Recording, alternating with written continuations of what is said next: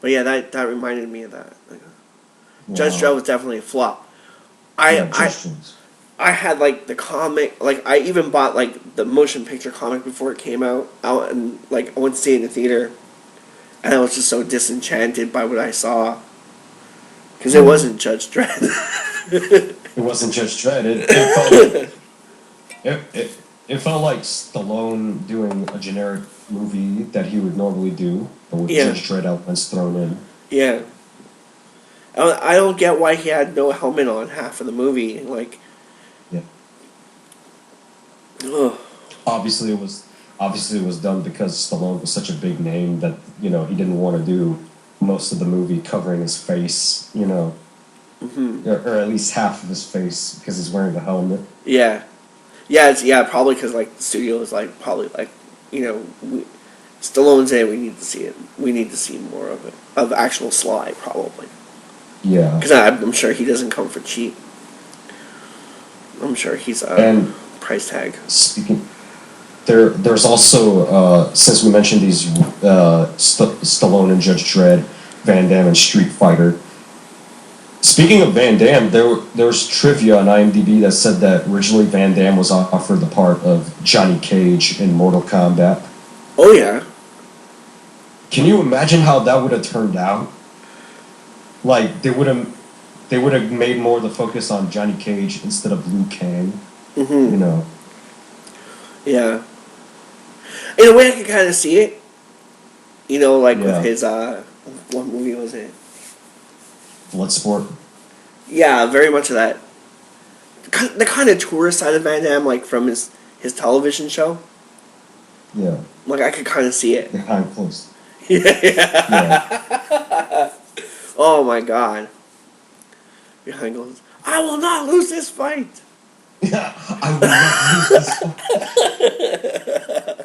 There was no fight. The fight never happened. I fight must never have happened. searched on Google for like 2 weeks looking for that fucking fight. Nothing happened. Show ends, no fight. I'm gonna try to get him on the show. I'm gonna ask him about that. Who Van Damme? Yeah, I'm gonna say, Van Damme, what's going on? Wow, what happened? Oh, nothing much. The guy was a pussy. He didn't know what to do to fight. Out of respect, he come to me. He say, Jean-Claude, let's be friends.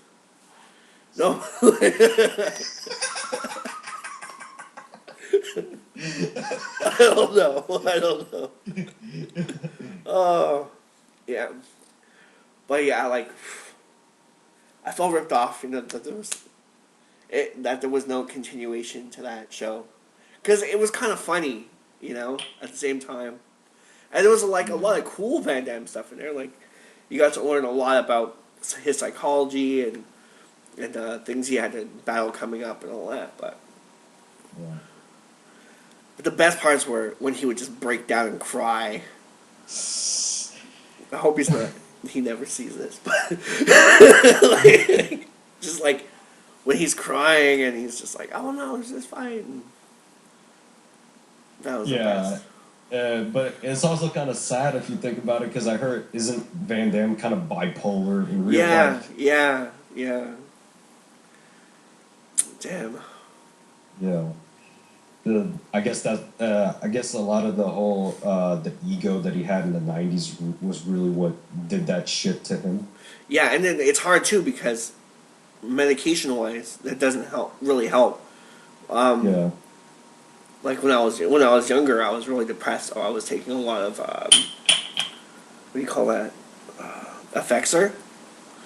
And the Yeah. Effexor fucked me up. Like it just made me not want to do anything. I know.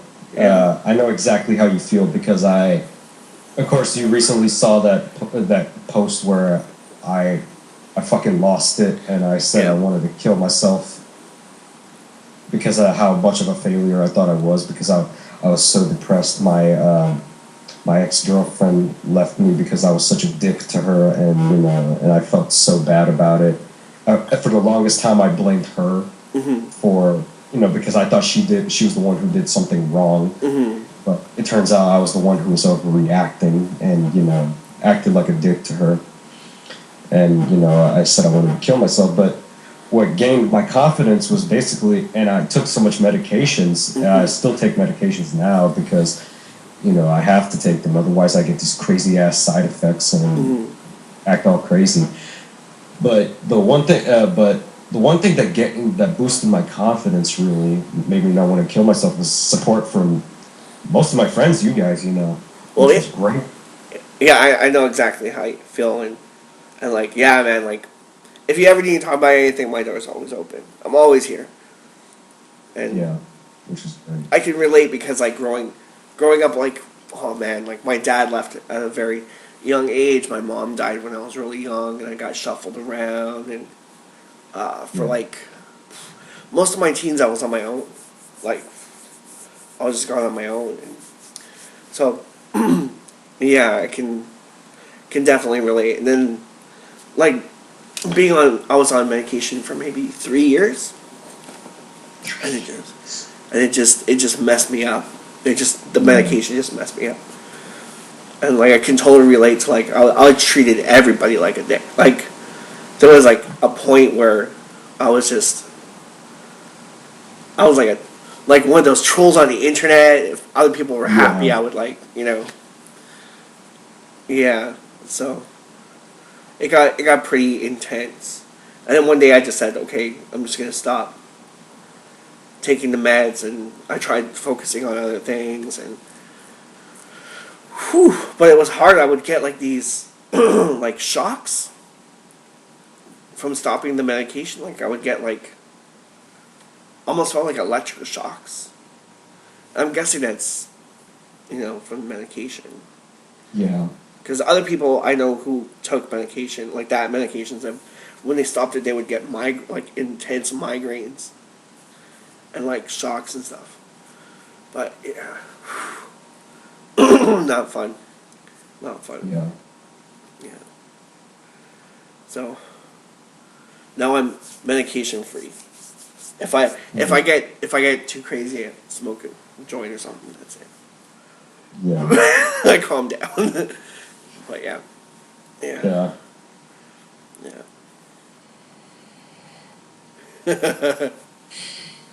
Well, it's all good. It's all good. It's part of growing up.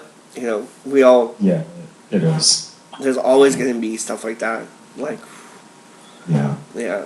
Like with my job too. I just left. I was with UPS for 8 years, and I left there. Man, since I left that, it's weird because you're there for like 8 years, and every day you see the same people, and the way that structure is set up, it's hard to have a life outside the work, right? So when you finally break off of that, no one talks to you anymore. You kind of feel like, I felt like an outcast. So it was hard. A lot of people told me, oh, like, not you're worthless, but you had, $22, $23 a job, like, hour job, like $1 an hour job.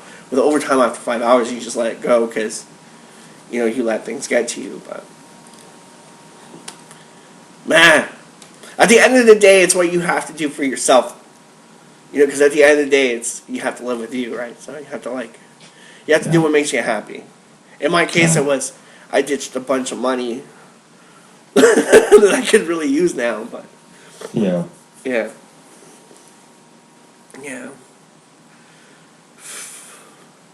I know last time you were on, you were talking about, I asked you why there was no Street Fighter 1.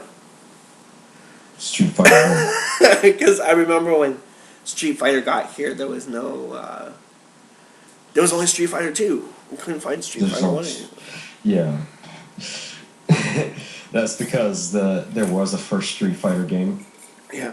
And it sucked. I haven't played that one yet. Angry Video Game Nerd, when he did Street Fighter 2010, which has no relation to the actual games, by the way, he said that he finally played Street Fighter, the first one, on TurboGrafx 16, which for some stupid reason was called Fighting Street. Yeah, that's what you were saying last time. It was called Fighting Street. Yeah. Why would they call it Fighting Street if they wanted to sell the game? Like, wouldn't if they called it Street Fighter, wouldn't that make more money? You know. Yeah, yeah. And he played the game, and he thought it sucked ass, and and he was like, with so many updates they made to Street Fighter 2, because they always make like multiple versions of Street Fighter 2. Like there's the Champion Edition, and there's the Turbo, Street Fighter 2 Turbo, and then there's Super Street Fighter 2. Mm-hmm. And he's like, why couldn't they do that to the first game? Street Fighter, the Good Edition. Oh man. Yeah, they should have. They could even probably repackage that now. It would probably make money. Yeah. If they just released it as Street Fighter, I'm pretty sure it would make money. Yeah. Even though it was probably a bad game, like he was saying. It'd probably make some cash. Yeah, because Street Fighter, that's like it's probably one of the top two, I'm pretty sure, most successful arcade games of all time. Yeah, just don't put Van Damme's face on the cover. It will sell. Just put that picture of him. Which is, I will not lose this fight in his kitchen. I will not lose this fight. Which is kind of ironic because there actually was, get this, a video game based on the Street Fighter movie. Yeah, I heard about that. Yeah. I remember seeing that somewhere. And that's horrible. Yeah, it was horrible. Because the marketing is kind of backwards. Believe it or not, you're not going to believe this, but that was actually the first time I ever heard of the Street Fighter movie, that game. Oh, yeah. Yeah. Like the movie game? Yeah, the movie game. Oh, yeah, I remember. It was N64 cartridge, wasn't it? N64. I think it was PlayStation and Sega Saturn. Or Super Nintendo or something like that. Nintendo. Was it on Super Nintendo at any time? It had like Van on Damme's face with the lightning bolt, and it was like red or something like that. I kind of remember something like that, or like a close up of Van Damme from the poster or something. But I might have that totally wrong. That might just be like a picture I saw on the internet. At that point, when I first heard of the game, I was already into Street Fighter 2 because I would go to my cousin's house. We play the video games, mainly fighting games. We played Mortal Kombat 2 and Street Fighter 2. Believe it or not, I played Mortal Kombat first. I didn't, but Street Fighter 2 I was playing a lot. And one time me and my mom were at this I think county fair or something, like a amusement park. And I saw a bunch of arcade machines, and one of them said Street Fighter the movie, and I was like, wow, they made a Street Fighter movie? And I saw the clips of it. I was a little kid at the time, so I was easy to impress. And I was like, wow, all these characters, Ryu, Chun-Li, Guile, Bison, At the time, the only video game movies that I remember were obviously Mortal Kombat. And I think I remember seeing bits of the Super Mario Brothers movie as a kid. Mm-hmm. But Mortal Kombat was the one that stood out for me the most out of the bunch. It was definitely the champion of video game movies. Yeah, indeed. Still the best one, too. Yeah, I was about to say, it's probably still the best video game movie out there. Yeah. And so, back to the Street Fighter, and then I found out we had the Street Fighter movie videotape. Mm-hmm. For a while, I wanted to see it, but we had to turn it off because it was at the scene when Blanca was choking Guile. Okay, yeah. And my mom was so scared because she's so sensitive, we had to turn it off. And over the years, I was still getting into Street Fighter games, like the entire franchise, and I was like, I want to see the movie. Mm-hmm. Prior to watching the live-action movie, there was an animated movie based on Street Fighter called Street Fighter 2, the animated movie. I don't know if you've seen it. I think, a clip of it at my friend Ryan. My friend Ryan used to build these custom arcade cabinets with consoles and stuff. And I remember at one time he was watching it, the anime over there.